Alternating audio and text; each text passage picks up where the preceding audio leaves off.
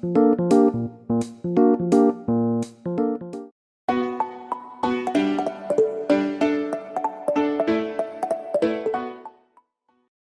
어쨌든 이런 바이어스를 줄이는 게 중요한 거다 이거죠. 이게 우리가 시스템적으로 어디 샘플을 할 때 바이어스가 생기는 이유는 시스템적 에러라고 보면은 그걸 좀 줄여줘야 되는데, 그래서 사실 데이터를 쫙 광범위하게 좀 잘 살펴보면서 이제 이게 과연 뭐랄까 편향이 없도록 하는 게 이제 중요한데, 좀 재미있는 일들이 있어요. 여기 이거 잘 들어보시진 않았을 텐데. 바스트 서치 이펙트라는 게 있는데, 이게 책에 나와 있어서 좀 쓰긴 했는데, 뭐 이런 걸 보시는 게 의미가 있는지는 모르겠지만은, 이런 걸 없애기 위해서 홀드아웃 데이터셋하고 이제 목표값 섞기 같은 걸 한다 그러는데, 뒤에 좀 말씀드리겠습니다. 저게 대표적인 게 이런 걸 한번 생각해 보죠. 요거 뭐 있고, 이제 우리가 복권이 당첨될 확률이 10,000분의 1이라고 한번 좀 해보죠. 그럼 내가 당첨될 확률은 100만분의 1이구나. 숫자가 100만이네. 100만분의 1인데, 그러면 자 이제 거꾸로 생각해서 우리 100만 명이 있어요. 100만 명이 다 복권 하나씩 샀어. 자 이제 이 집단이 당첨될 확률은 얼마죠? 100%? 자 그러면 1이다 이거죠. 1. 자 그럼 한번 하나 더 해보죠. 이제 복권이 당첨될 확률이 100만분의 1이야. 여기 200만 명이 있어. 그러면 확률이 얼마예요? 자 여기서 생각을 해보죠. 확률이 2란 게 있어요? 근데 왜 2라고 얘기해? 확률이 어떻게 2가 될 수가 있어요? 300만 명이면 3이고 확률이? 지금 계산한 거는 확률이 아니에요. 그건 기대값이죠. 기대값. 기대값하고 확률은 달라요. 어쨌든 자, 이 방대한 데이터 서치라는 건 이렇게 아주 드문 일인데 꼭 찾으면 경우는 있는 거예요. 그러니까 100만 분의 1인 당첨 확률은, 그러니까 아주 누가 당첨됐어. 여기서 누군가 한 명 저기 당첨됐다고 쳐보죠. 그러면 야 이렇게 당첨 이렇게 설명이 약간 이상하구나. P-밸류 같은 거를 하는데, P-밸류가 원래 어떤 걸 딱 일을 했더니 P-밸류 값이 0.01이 나왔어. 근데 P-밸류가 0.05면 뭐 아주 중요한 의미를 갖는다며요. 자, 근데 이 사람은 0.01을 어떻게 얻었냐 하면은 한 10,000번 했더니 그 중에 하나가 0.01이 나왔어. 자, 요거는 의미가 있어. 나머지는 다 0.01, 뭐, 0.1, 0.1, 뭐, 그건데 요 놈 하나에 딱 나왔어. 자, 나는 아주 중요한 발견을 했어. 얘가 이제 통계적으로 의미가 있어. 이 거짓말이다, 이거죠, 이거는. 바스트 서치 이펙트라는 건 막 하다 보면 한번 나오게는 돼 있다, 이거죠. 그걸 갖고서 이제 중요한 발견을 했다고 얘기하는 건 안 된다, 이거죠. 그래서 학문적으로도 P-밸류에 대해서 어떤 사람이 논문을 썼을 때 P-밸류를 했는데, P-밸류가 자기가 원하는 P-밸류만 나온 거를만 골라낸 거 갖고 논문을 쓰면 안 되는 거죠. 근데 실제로는 많은 연구나 논문들이 그렇게 나오잖아요. 그러면은 그건 걸러내야죠. 그럼 어떻게 걸러냈냐? 딴 사람이 또 그걸 해보는 거예요.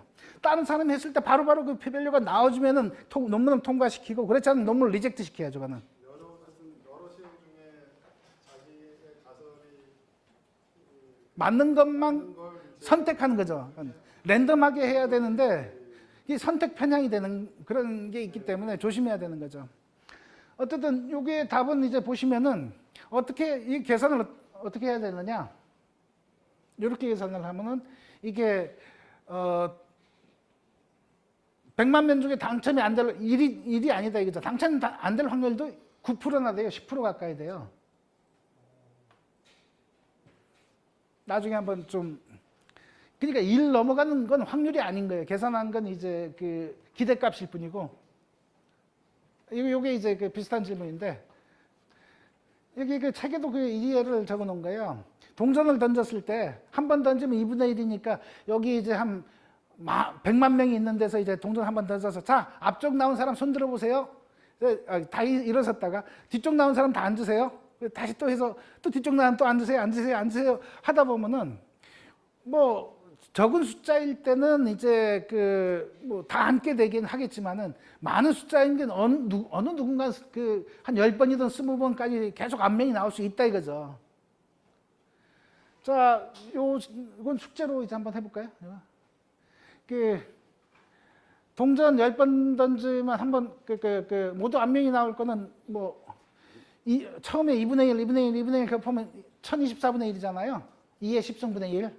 근데 10명, 그럼 1240명이 10번 던져서 모두 이제 안면이 나온 사람이 없을 확률이 뭐냐 이거죠.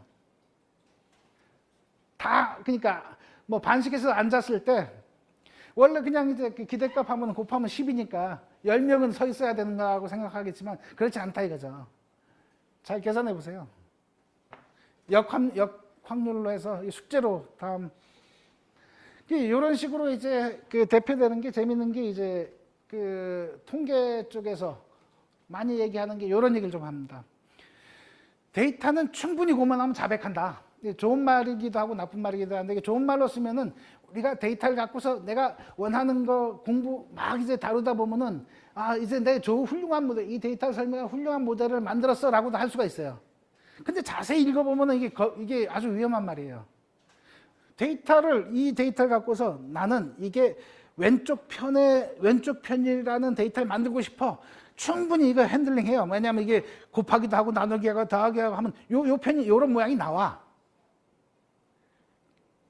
그리고 나는 근데 요 오른쪽 모양을 만들고 싶어. 요거를 곱하기 더하기 빼기 막 해서 자 이런 식으로 분석을 했더니 오른쪽이더라. 그렇게 만들 수가 있어요. 그래서 지난번에도 이제 마크 트웨인이 얘기한 것처럼 거짓말 중에는 3가지 거짓말이 있다. 그냥 거짓말이 있고 이제 새빨간 거짓말이 있고 통계가 있다. 뭐 그런 얘기도 했지만은 이 얘기는 뭐냐면 이 숫자의 객관적인 숫자의 객관성을 사람이 주관성 갖고 다루기 때문에 그래요. 숫자의 객관성을 이제 이 분석하는 사람의 주관성 갖고 이제 하는 그런 문제가 이제 돼 있는 거고. 책의 그림 그리면 이런 게 요건 다른 책의 그림인가? 랜덤하게 우리가 시뮬레이션에서 아까 런이프 사실은 R 유니폼을 X, Y를 점을 막 찍어요. 막 찍어서 딱 보면은 그렇게 랜덤하게 찍더라도 내가 보고 싶은 게 이렇게 모인 점을 보고 싶으면은 자 봐. 이게 모였잖아. 근데 내가 보고 싶은 게 여기라면은 여기를 선택하는 거예요. 자 봐. 여기 아무것도 없잖아. 뭐 여기는 이제 실제 암 발생 지역 뭐 그런 걸 했는데 뭐 어떤 뭐랄까 음식이든 뭐든 이게 암하고 관련 있다는 걸 막 하고 싶어서 막 조사를 해요. 해서 A란 동네에서는 그걸 먹어도 암이 안 걸렸어. 근데 B란 동네 가봤더니 암이 막 많이 걸려 있어. 자, 그럼 A는 버리고 나는 B를 취할래. 그럼 이제 그런 식의 통계가 나오게 되는 거죠. 편향이란 거는 언제나 이제 쉽게 일어날 수가 있어요. 이거는 진짜 한번 해보시죠, 뭐.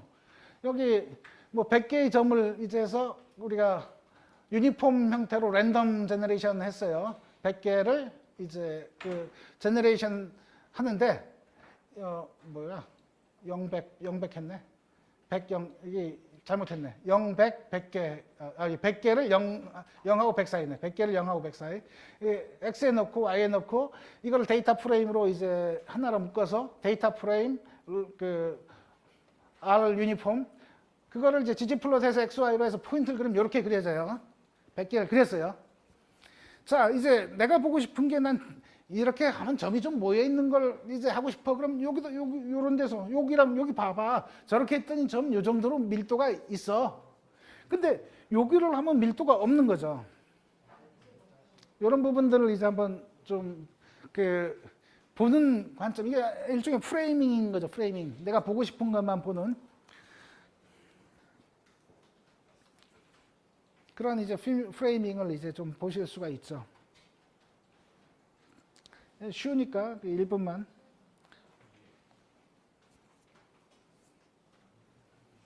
어쨌든 이런 식의 우리가 제너레이션 하는 그런 펑션이 있기 때문에 랜덤도 테스트를 쉽게 할 수 있다. 그렇게 보시면 될 것 같습니다.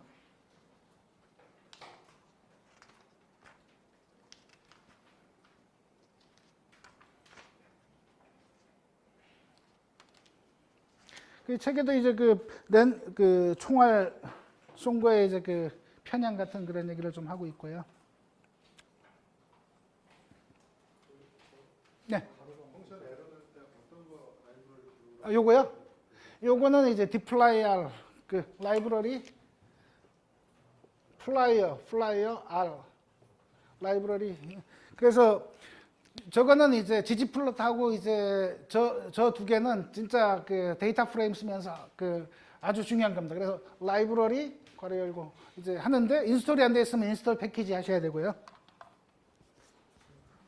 인스톨 패키지에서 해주셔야 되고.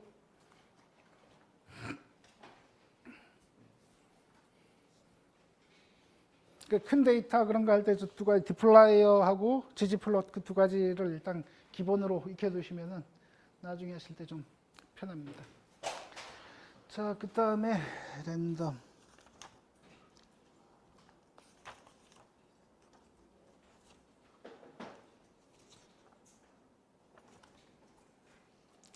교차 감정.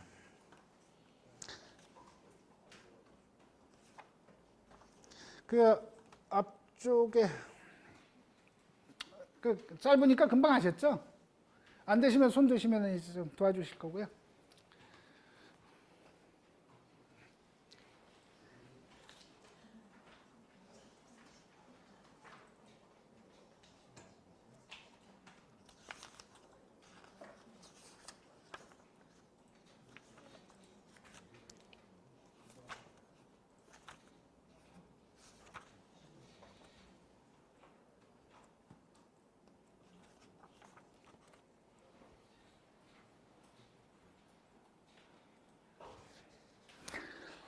앞에서 이제 그 교재에 보면은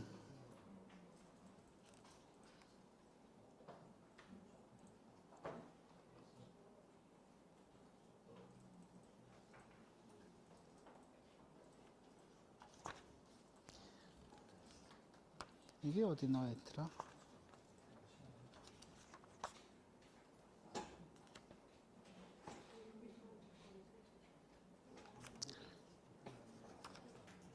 개통적 우측. 거기 교재 71페이지 아래쪽을 보시면은 그 아까 얘기한 방대한 데이터 서치, 그러니까 막 이 데이터를 뭐 하는 거 다양한 걸 이제 자기 원하는 것만 골라서 볼 수 있는 그런 효과들을 그런 건지 아닌지를 확인하기 위한 방법에 대해서 목표값 섞기라는 걸 했다 그랬죠. 목표값 섞기. 그러면서 괄호 열고 이제 본질적으로는 순열 검정이라는 얘기를 했어요. 순열 검정. 그럼 순열 검정이 뭔지를 잠시 좀 얘기를 좀 할게요. 왜냐면 근데 이게 순열 요것은 나중에 아마 3장이나 그런 데 나올 것 같아요. 거기가 검정이기 때문에. 근데 미리 알아두시면 뭐 그때 좀 그 짧게 넘어갈 수도 있으니까. 이 순열 검정을 보시면 여기 예를 들어서 약을 투여하고 안 한 그 그룹을 한번 나눴다고 한번 쳐보시죠. 여기가 이제 컨트롤 그룹이고 그냥 여기는 컨트롤 그룹이 아닌 경우고 뭐 그래서 요 케이스랑 뭐 컨트롤 요 두 개를 이제 해서 요 상태에서 뭐냐면 어떤 그 통계 값을 내보는 거예요. 예를 들어서 t 테스트든 뭐든 해서 이제 그 값을 이제 한번 구해요. 첫 번째 구하고 그 다음에 이 퍼뮤테이션이 이게 우리말로 순열이라고 표현해야 될지 교환이라고 해야 될지 잘 모르겠지만은 여기 내용은 교환이 좀 맞을 것 같아요. 교환. 순열이라 그러면 이해가 잘 안 되는 것 같아요. 이해가 왜냐면 이게 뭐냐면 이거를 섞어버리는 거야. 섞어서 이제 두 개를 놓고 또 섞고 여러 번 섞어보는 거예요. 섞은 상태에서 여기서 그 통계값들을 내보는 거예요. 그러면은 여기서 나왔던 통계값이 이제 그 어떤 뭐랄까 그 얘랑 얘가 잘 나눠지는 그런 만큼 얘네 둘이도 잘 나눠지느냐 섞었을 때 이렇게 랜덤하게 이렇게 섞으면 사실은 얘는 잘 안 나눠지고 얘가 잘 나눠진다면 얘랑 얘가 뭐 차이가 있는 거라고 알 수 있잖아요. 요때는 얘랑 얘가 뭐 여기는 이제 여기는 여기 병이라 그럴 거예요. 아픈 사람이 요만큼이고 여기는 아픈 사람이 덜했어. 왜냐하면 약을 먹었으니까. 근데 섞고 나니까 여기 보면 아픈 사람이 4대 4 비슷해졌어. 또 섞었더니 2대 요거는 섞어서 얘랑 비슷해졌어. 근데 요렇게 그 아픈 사람이 막 그냥 그 약 먹은 사람 안 사람 섞었을 때 이게 아픈 사람이라고 그럴까? 안 아픈 사람. 요게 이제 비슷하게 가면은 그래도 이런 컨트롤을 했을 때 이게 좀 나눠지는구나 알 수 있잖아요. 근데 물론 이렇게 이제 비슷하게 섞다 보면 여기 세 개구나. 섞다 보면 여기 우연히 한 개하고 여기 요 빨간 점이 있는 게 다 몰릴 수도 있죠. 하다 보면은. 하지만 이렇게 요놈의 극단성, 그러니까 요놈이 이제 요렇게 요 두 개만 이쪽으로 오는 경우가 뭐 한 100분의 1이다, 1000분의 1이다. 그러면은 이 약은 이게 약이라면 약의 효과가 좀 있구나 라고 생각할 수도 있잖아요. 말이 되나요? 말이 안 돼요? 말이 되잖아요? 이해가 좀 돼요? 무슨 말인지 좀 그런가요? 자, 그러면 이제 우리가 말로 잘 이해가 안 되면 손으로 한번 해보죠. 여기 이제 뭐냐면 요게 뭔가 요게 birth weight라는 데이터예요. birth weight. 라이브러리는 MASS에 있고 birth weight라는 데이터는 뭐냐면은 여기 엄마의 이제 뭐 나이도 있고 뭣도 있지만은 엄마의 이제 몸무게, 출산할 때 몸무게하고 요 로우라는 게 뭐냐면은 태어난 애가 이제 저체중일 수 있고 노멀일 수가 있어요. 0, 1이 있어요. 0, 1. 어느 게 저체중인지 잘 모르겠네. 자, 그럼 요 두 개만 데이터 갖고서 이제 한번 볼까요? 로우인 경우가 있고 로우가 0, 로우가 아니다. 로우가 1이면은 이게 저체중인 모양이네. 그렇겠죠? 이게 케이스고 이게 노말이라니까. 이 정상군하고 실험군은 이제 이렇게 이제 데이터를 이제 나눈 다음에 나눠서 요 상태에서 t-테스트해서 통계값을 한번 봐요.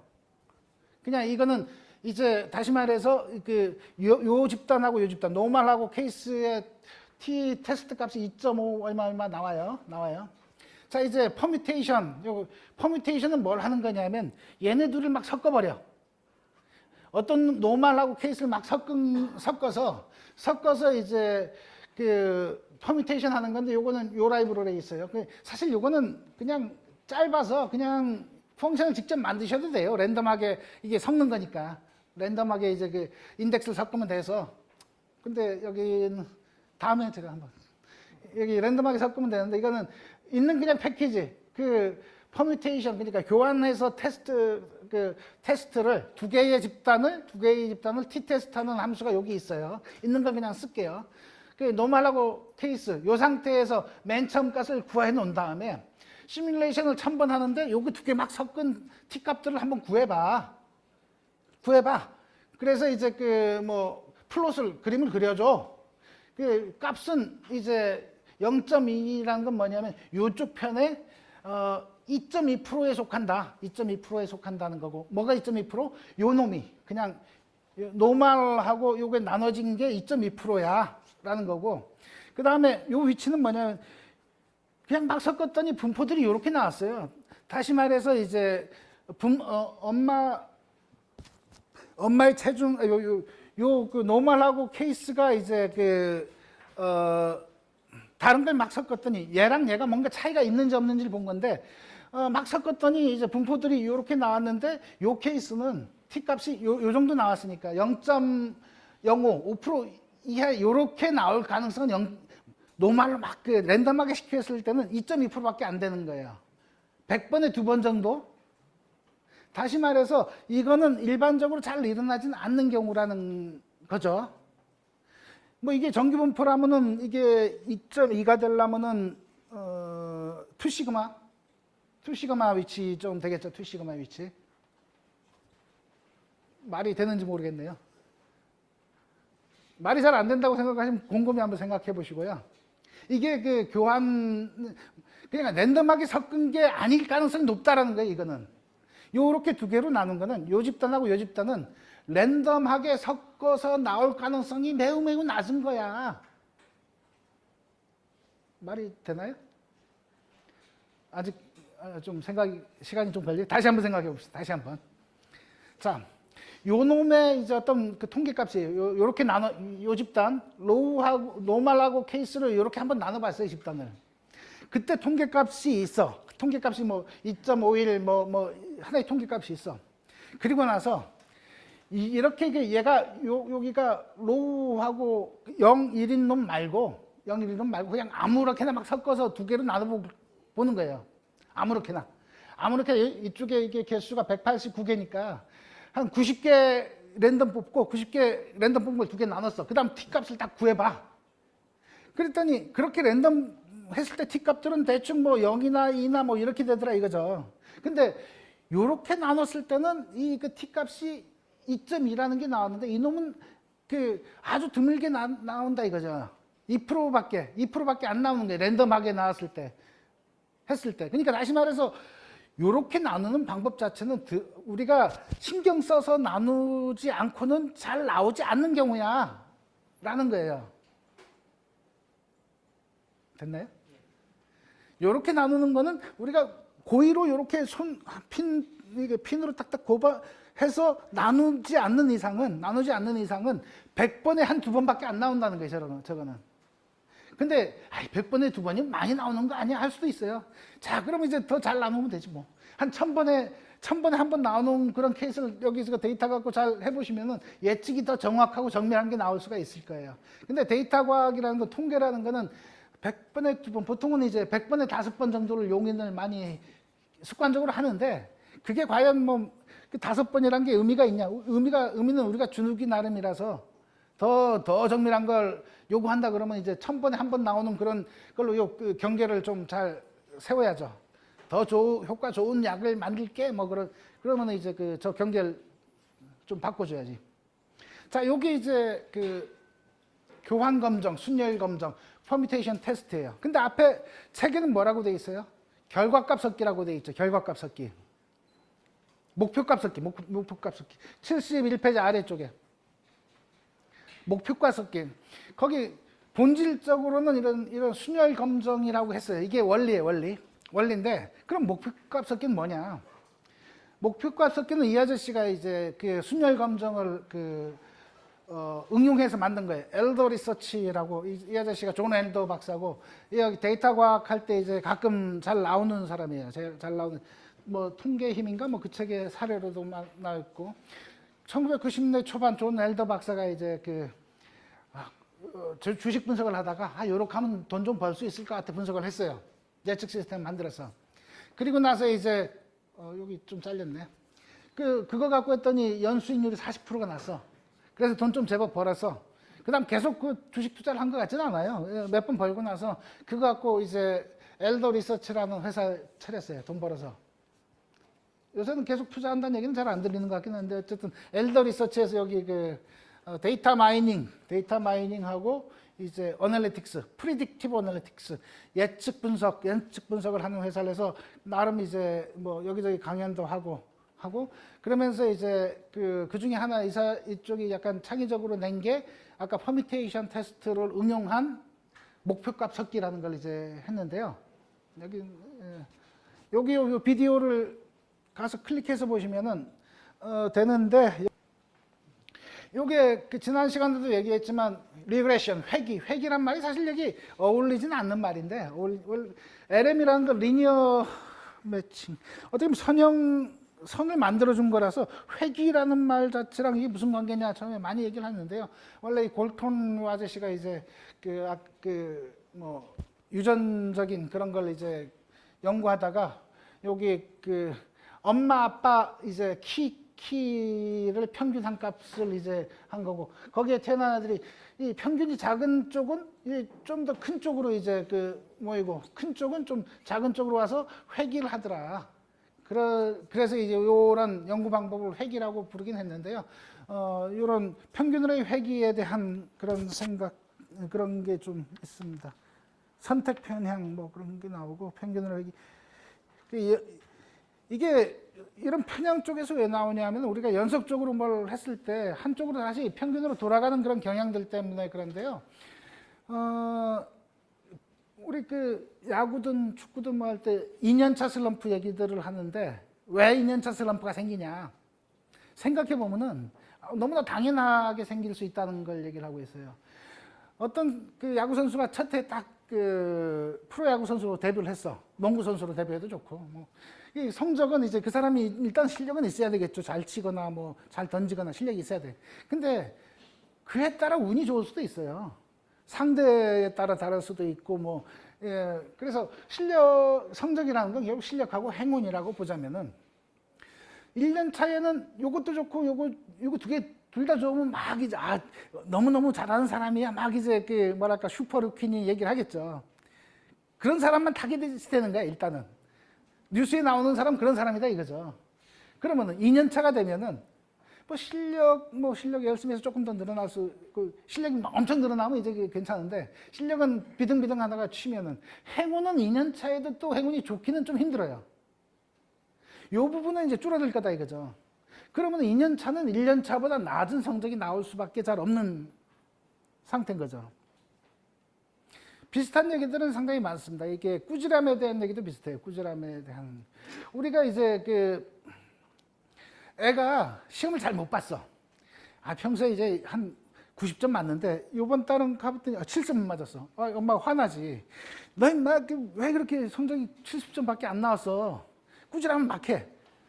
다음에 딱 시험 봤더니 90점 받았어. 엄마는 생각하죠. 얘가 내가 혼내야 성적이 좋아. 이게 맞는 말이냐 이거죠. 그때만 잘못 본 건데 내가 꾸지람을 해야 성적이 좋다고 생각하고 맨날 꾸지람을 하겠지. 안 된다 이거죠. 그걸 한번 생각해 보셔야 되는 거고, 야구 선수도 선수들한테도 막 이제 성적이 안 나왔을 때 혼내고 하는 거 다시 한번 생각해 봐야 되는 거예요. 과연 효과가 있는가 통계적으로 다시 한번 생각해 볼 때가 됐어요. 네. 이것도 이제 어떻게 보면 이런 걸 생각하면 내가 지금 편향적으로 생각하고 있지 않은가 그런 생각을 또 하는데, 요걸 한번 요거 한번 보죠. 요거는 뭐냐면은 이게 2차 세계대전 당시일 거예요. 비행기가 쫙 나가. 우리 연합군 비행기가 쫙 가서 막 공격하고 이제 돌아와요. 그럼 이제 우리가 이 전쟁에서 우리 비행기가 좀 덜 떨어지면 좋으니까 격추되는 걸 줄여야 되겠다. 자, 여기 총 맞은 데를 다 검사했어요. 자, 이 총 여기 많이 맞았네. 오케이. 그럼 어떻게 해야 되겠어요? 우리는 통계적으로 생각하니까 총 많이 맞은 데를 보수를 해야 되겠죠. 보수해서 이제 튼튼하면 좋겠죠. 근데 이거 아니다 이거예요. 잘못된 생존자 편향이라는 대표적인 얘기를 하는데, 자, 비행기가 10대가 쫙 갔어요. 다 돌아왔어. 우리가 검사한 거는 생존돼 있는, 그러니까 돌아온 비행기에 대한 이제 통계를 뽑은 거예요, 우리는. 실제로는 10대 갔었는데 5대가 추락했어. 5대는 왜 추락했냐? 요런 데 말고 요런 데 총 맞아서 이제 추락한 거예요. 그래서 실제적으로 우리가 보강해야 될 거는 안 맞은 데를 보강해야 될 수도 있어요. 초반에 이제 연합군이 이런 총 맞은 데를 이제 보강해서 했더니, 아무래도 이게 돌아오는 비행기가 똑같아, 개수가, 통계적으로. 이게 뭐지? 다시 말해서 자동적으로 편향이 돼버린 거야. 이런 데이터 이것도 추출인 거죠. 어떻게 보면 샘플링인 거죠. 내가 선택한 샘플은 아니고, 비행기 가서 이제 돌아온 그런 샘플인데. 그래서 여기 보시면은 원래 보강을 해야 될 때는 요런데, 총 하나도 안 맞은데. 요런데 맞으면 추락하기 때문에 돌아온 놈은 이제 요런데 맞은 게 없다 이거예요. 이것도 이제 어떻게 보면 아까 여론조사도 그렇고 이것도 아주 생각해야 될 큰 편향성인 거죠. 댓글의 편향성도 마찬가지죠. 댓글 다는 사람이 이렇게 차이가 나요. 이쪽은 이제 연세 드신 분들은 댓글 안 달잖아. 여론의 SNS 댓글도 어떻게 보면 이 정도의 편향성은 있다고 보셔야 되는 거고, 일하는 거에 따라서도 이제 좀 편향성이 있기 때문에 할 때 우리가 SNS든 뭐든 데이터 갖고 우리가 분석을 하겠다. 그러면 이게 과연 편향이 되지 않았느냐라는 생각을 좀 해줘야 되는 거죠. 아까 얘기한 대로 화이트리스트 제외할 때 일본 절차가 그렇다 그랬죠.